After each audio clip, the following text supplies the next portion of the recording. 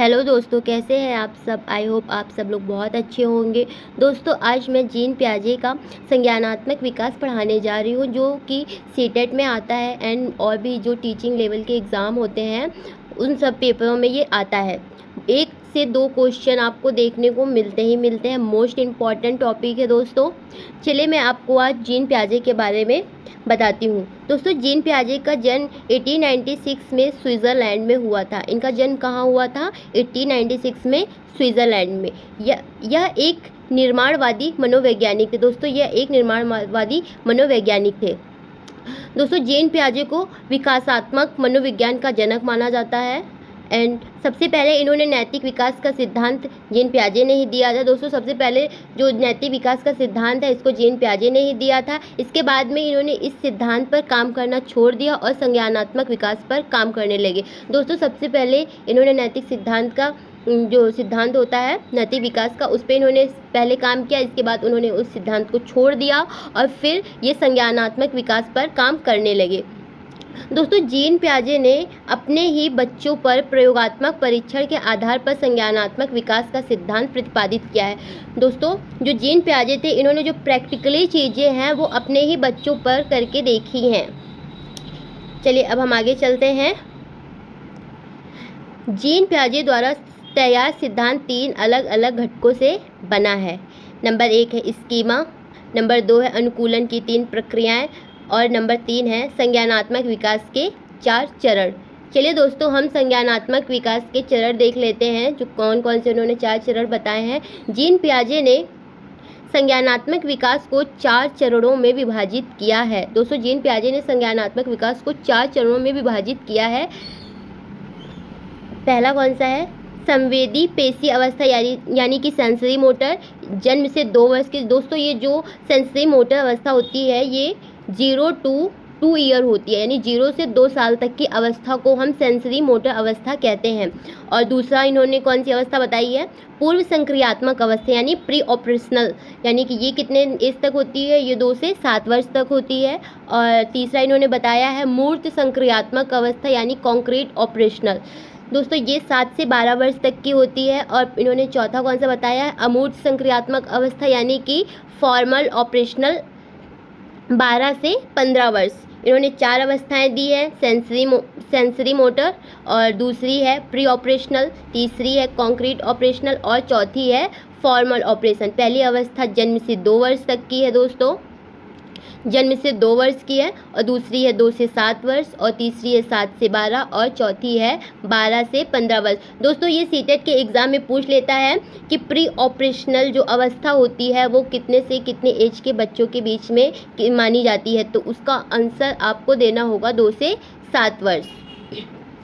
चलिए अब हम आगे चलते हैं। हम सबसे पहले पढ़ेंगे सेंसरी मोटर अवस्था। सेंसरी मोटर यानी कि संवेदी पेशी अवस्था, जो कि 0 से 2 ईयर होती है। इसमें यह जन्म से लेकर 24 महीने तक होती है, यानी 2 साल। यह बच्चे, इसमें जो बालक होता है वो अपनी ज्ञानेंद्रिय आँख कान नाक के माध्यम से सीखता है।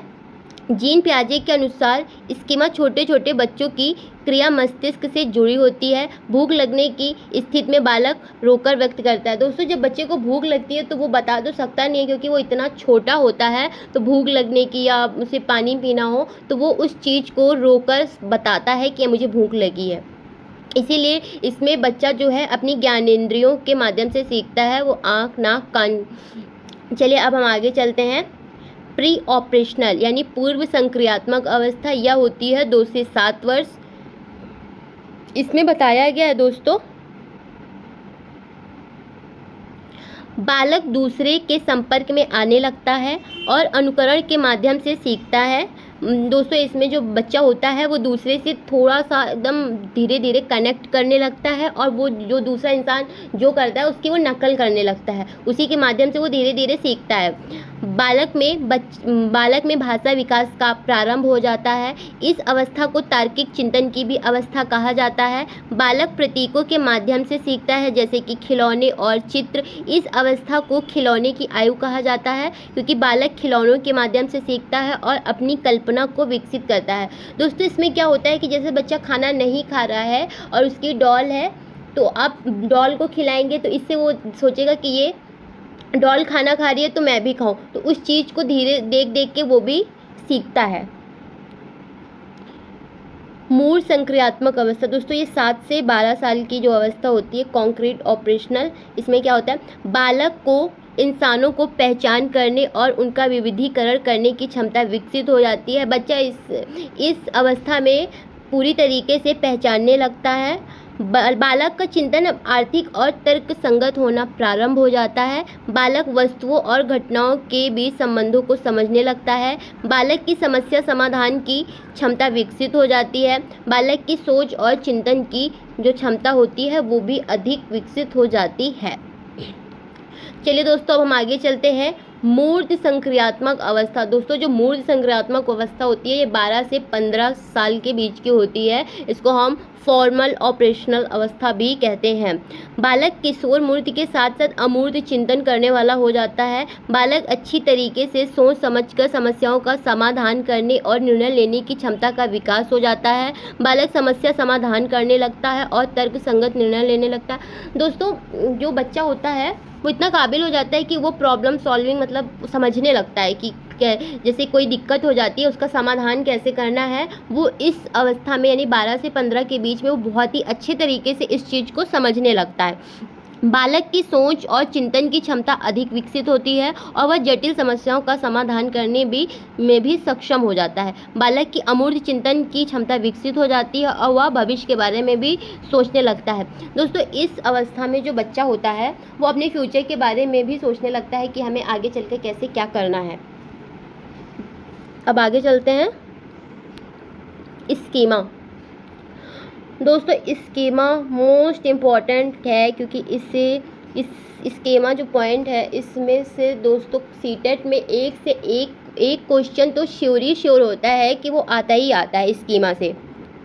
चलिए मैं आपको स्कीमा बताती हूँ। पियाजे के मुताबिक जब बच्चों को कोई अनुभव होता है तो वो उसे समझाने और अपने दिमाग में व्यवस्थित करने के लिए स्कीमा बनाते हैं। दोस्तों, जैसे कि बच्चे ने किसी चीज़ को देख लिया तो वो अपने माइंड में उस चीज़ को सेट कर लेता है। तो जैसे उसने कुत्ते को देखा यानी डॉग को देखा तो वो अपने उस दिमाग में सेट कर लेता है कि कुत्ता है, उसके 4 पैर है, उसकी 2 आँखें हैं और ये कुत्ता है, ये जानवर है। वो उस चीज़ की जो इमेज है वो अपने माइंड में सेट कर लेता है दोस्तों, ठीक है। उदाहरण के लिए जब कोई बच्चा छोटा होता है तो वह कुत्ते के लिए एक स्कीमा विकसित कर लेता है। वे जानते हैं कुत्ता 4 पैरों पे चलता है, उसके बाल होते हैं, उसकी एक पूँछ होती है। जब बच्चा पहली बार चिड़ियाघर जाता है और बाघ को देखता है तो उसे शुरू में लगता है बाघ भी एक कुत्ता है। बच्चे की दृष्टि से बाघ कुत्ते के लिए उसकी स्कीमा में फिट हो जाता है। दोस्तों, इसमें क्या होता है स्कीमा में, जैसे बच्चे ने किसी जानवर को देख लिया, बिल्ली हो गई या कुत्ता हो गया, उसने जैसे कुत्ते का स्कीमा अपने माइंड में सेट कर लिया। फिर उसने बिल्ली को देखा तो बिल्ली के भी 4 पैर हैं, बिल्ली की भी पूँछ है, उसके भी बाल हैं, उसकी भी 2 आँखें हैं। तो उसको भी ये डिफरेंस नहीं पता होता है क्योंकि उसने कुत्ते के भी 4 पैर अपने दिमाग में सोच के रखे हैं। तो वो सोचता है कि बिल्ली भी कुत्ता है। उसने अगर घोड़े को देखा, हॉर्स को देखा, उसके भी 4 पैर हैं, तो घोड़े को भी वो कुत्ता समझने लगेगा। शेर को देखेगा, उसको भी वो उस चीज़ को अपने माइंड में सेट कर लेता है कि जिसके 4 पैर होंगे वही कुत्ता होगा, जिसके पूँछ होगी वही कुत्ता होगा। इस चीज़ को ही हम स्कीमा कहते हैं। दोस्तों, इस टॉपिक में इन शॉर्ट वीडियो है, इस टॉपिक में मैं इतना ही बताऊंगी और अच्छा और नेक्स्ट वीडियो लाऊंगी मैं। अगर आपको मेरा ये वीडियो अच्छा लगा हो तो लाइक, कमेंट, शेयर और सब्सक्राइब ज़रूर कीजिएगा और आपके लिए मैं ऐसे एक से एक वीडियो लाती रहूँगी। थैंक यू दोस्तों।